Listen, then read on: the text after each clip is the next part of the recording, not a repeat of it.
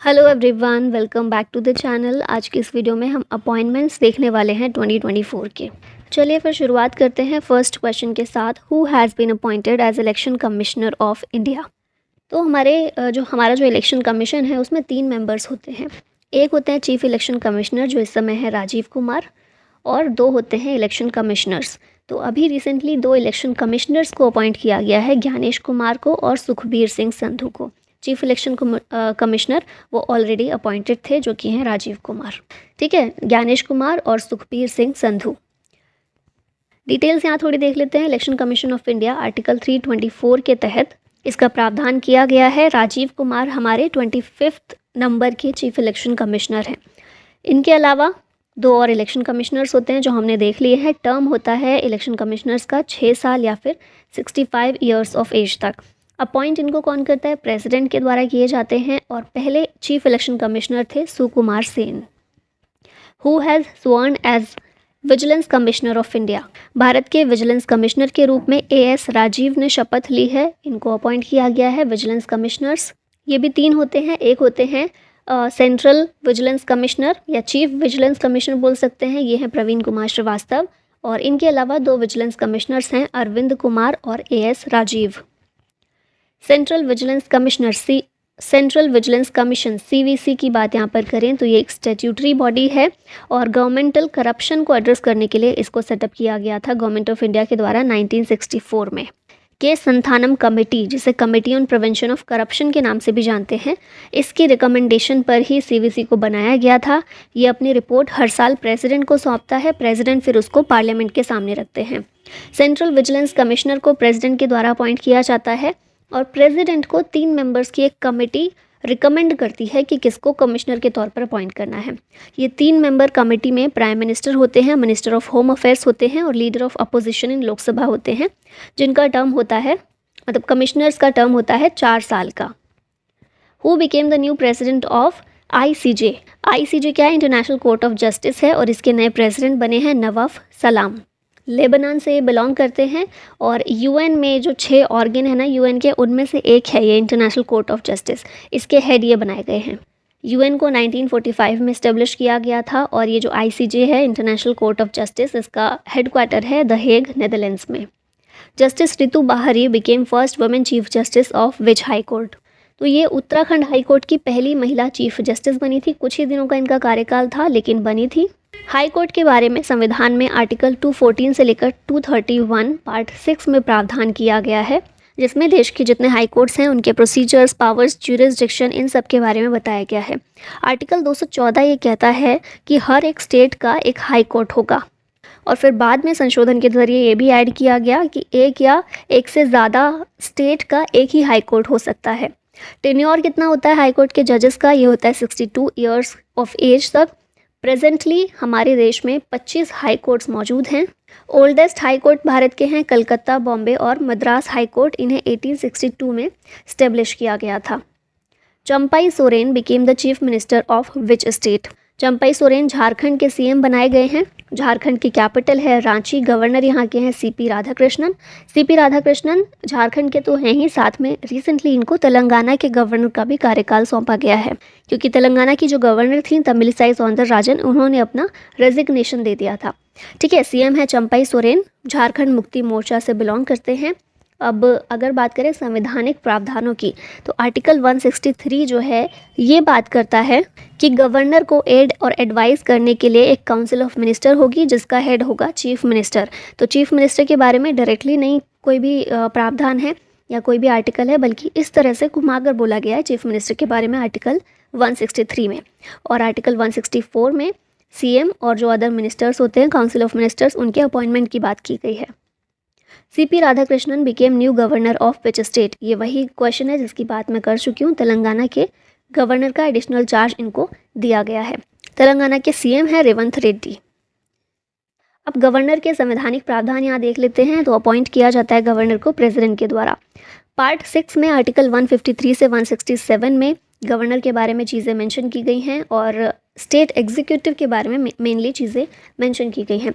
State executive में governor, CM, council of minister और state advocate general, ये सारे मिलाकर आते हैं। इन सबको मिलाकर स्टेट एग्जीक्यूटिव बोला जाता है। और स्टेट एग्जीक्यूटिव के लिए पार्ट 6 में बात की गई है संविधान में। अब यहाँ कुछ इंपॉर्टेंट आर्टिकल्स दिए गए हैं, जैसे कि आर्टिकल 153 है, वो बोलता है कि हर एक स्टेट का अपना एक गवर्नर होगा। 154 में गवर्नर की एग्जीक्यूटिव पावर्स दी गई हैं। 155 में गवर्नर के अपॉइंटमेंट के बारे में बात की गई है। 156 में टर्म बताया गया है कि 5 साल होगा गवर्नर का कार्यकाल। 157 में क्वालिफिकेशन बताई गई है। 159 में गवर्नर के द्वारा ली जाने वाली ओथ और अफर्मेशन की बात की गई है। 161 में पार्डनिंग पावर ऑफ गवर्नर, क्षमादान की शक्ति गवर्नर की, ये दी गई है। और आर्टिकल 213 में ऑर्डिनेंस की बात की गई है। Who has been appointed as chairman of national commission for scheduled caste. NCSC के चेयरमैन बनाए गए हैं किशोर मकवाना। NCSC 2004 में फॉर्म की गई थी, कॉन्स्टिट्यूशनल बॉडी है। आर्टिकल 338 के तहत इसको मेंशन किया गया है संविधान में, और ये ministry of social justice and empowerment के अंदर आती है। आर्टिकल 338A ये डील करता है with national commission for scheduled tribe, और आर्टिकल 338B ये डील करता है with national commission for backward classes. ठीक है, इसे रिसेंटली ऐड किया गया था संवैधानिक संशोधन के जरिए। Nayab Singh Saini became chief minister of which state, ये बने हैं हरियाणा के CM, और हरियाणा के गवर्नर हैं Bandaru Dattatreya. Who has been appointed as vice chief of Indian army. Indian army के वाइस चीफ उपेंद्र द्विवेदी हैं, और चीफ हैं आर्मी स्टाफ के Manoj Pande. Who has been appointed as chairman of TRAI, telecom regulatory authority of India के chairman बनाए गए हैं Anil Kumar Lahoti. TRAI को गवर्नमेंट ऑफ इंडिया के द्वारा एस्टेब्लिश किया गया था under telecom regulatory authority of India act 1997। Who has been appointed as executive chairman of NALSA. NALSA के एग्जीक्यूटिव चेयरमैन हैं संजीव खन्ना। नालसा की फुल फॉर्म है national legal services authority of India. 9 नवंबर 1995 में इसे फॉर्म किया गया था under NALSA act, legal services authorities act 1987। Purpose है इसका to provide free legal services to weaker section. Who has been appointed as MD of NARCL, इसके MD बने हैं P संतोष। NARCL इसकी फुल फॉर्म है national asset reconstruction company limited. Non performing assets के resolution के लिए इसको बनाया गया है, और 2021 में कंपनी एक्ट के तहत इसे बैड बैंक के रूप में भी शामिल किया जा चुका है। It acquires stressed assets from commercial bank.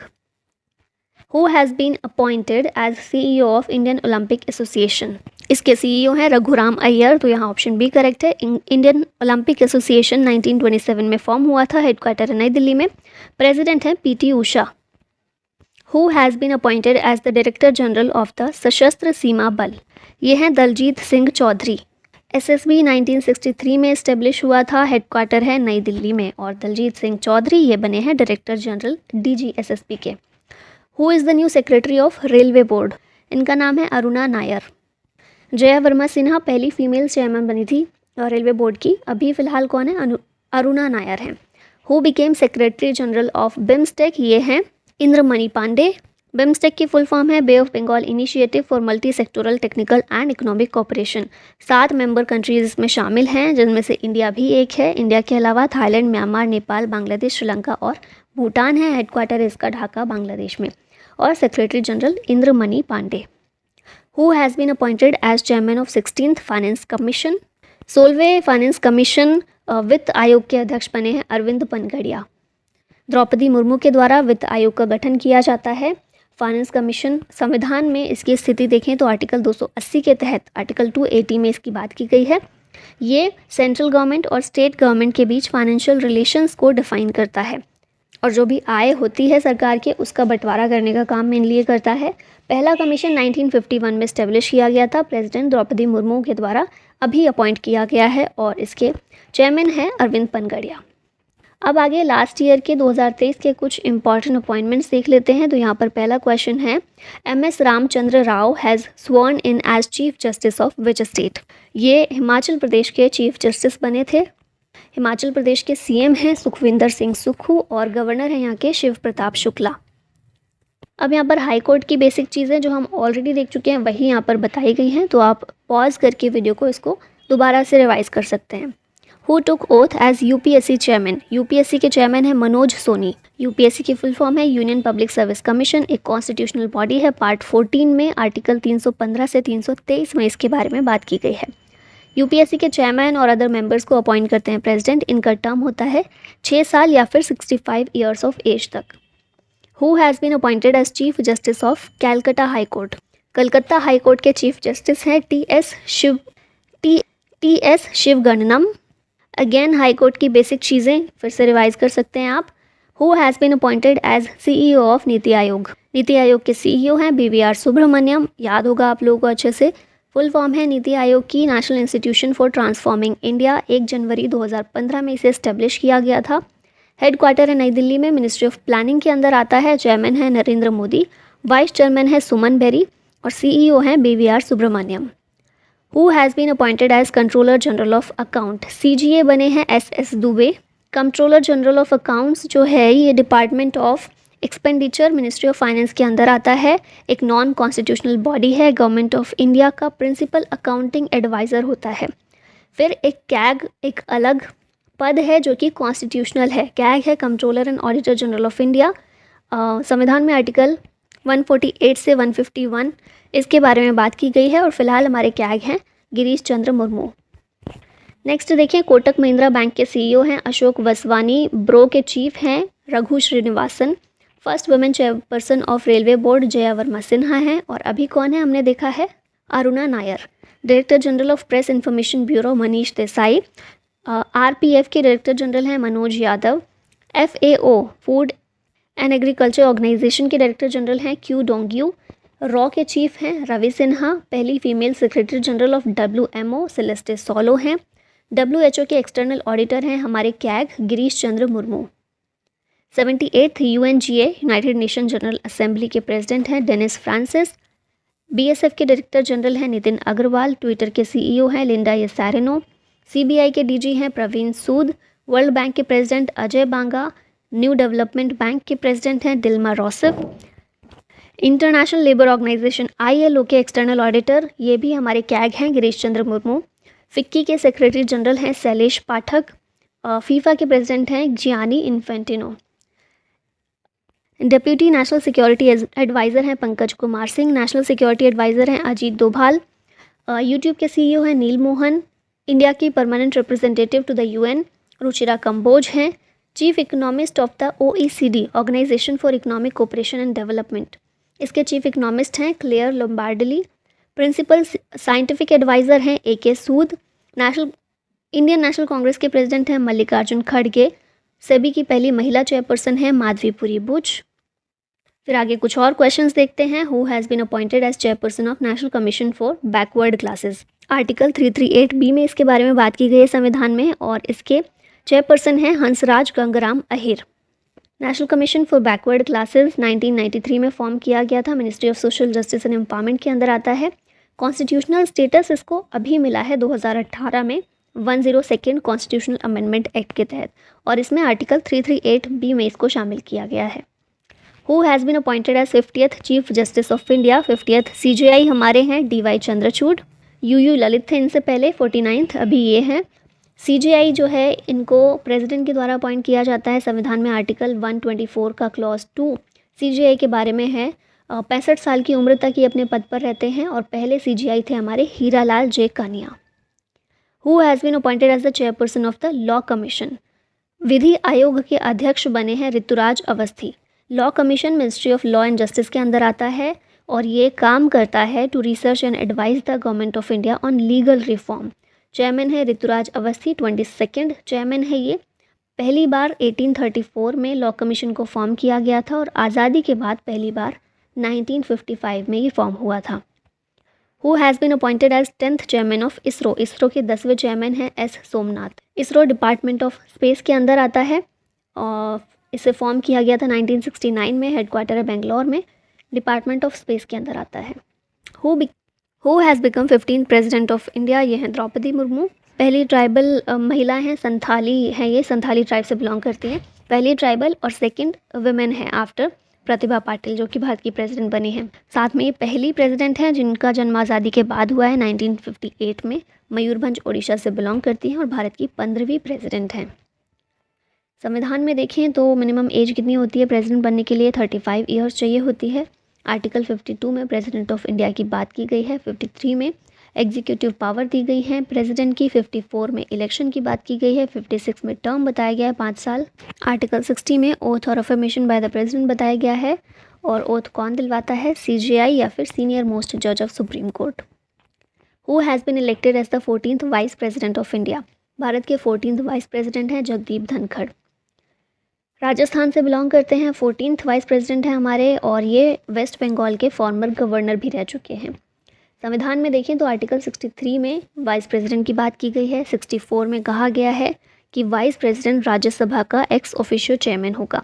66 में इलेक्शन की बात की गई है और 67 में वाइस प्रेसिडेंट का टर्म बताया गया है। Who has been appointed as chairman of DRDO? DRDO के चेयरमैन हैं समीर वी कामत। इनसे पहले जी सतीश रेड्डी थे। DRDO defence research and development organisation है। 1958 में फॉर्म हुआ था। नई दिल्ली में हेडक्वार्टर है और मिनिस्ट्री ऑफ डिफेंस के अंदर आता है। Who has been appointed as new chief of defence staff? हमारे CDS फिलहाल कौन है? ये हैं lieutenant general Anil Chauhan. CDS military head होता है तीनों आर्म्ड फोर्सेस का, इंडियन आर्मी, नेवी और एयरफोर्स तीनों का। एम है इसका, इस पद का एम है to integrate the armed forces of the country. 15 अगस्त 2019 में इस पोजीशन के बारे में अनाउंसमेंट की गई थी प्रधानमंत्री के द्वारा। पहले CDS थे जनरल बिपिन रावत, और इनकी डेथ हो गई थी हेलीकॉप्टर क्रैश में तमिलनाडु में। MI-17 VS Russian build helicopter था, उसको वो क्रैश हो गया था, जिसके कारण इनकी मृत्यु हो गई थी। Who has been appointed as attorney general of India? ये हैं R वेंकट रमनी। संवैधानिक पद है ये भी अटॉर्नी जनरल का। आर्टिकल 76 में इसके बारे में बात की गई है। हाईएस्ट लॉ ऑफिसर होता है भारत का, और प्रेसिडेंट के द्वारा इनको अपॉइंट किया जाता है। अब लास्ट में इस क्वेश्चन का आंसर आप लोगों को करना है। Who has been appointed as election commissioner of India? Gyanesh Kumar, Sukhbir Singh Sandhu, both A and B, या फिर नन ऑफ दीज? इसका आंसर बताइएगा कमेंट में। और इसी के साथ वीडियो का होता है end. Thank you so much for watching. Jai Hind.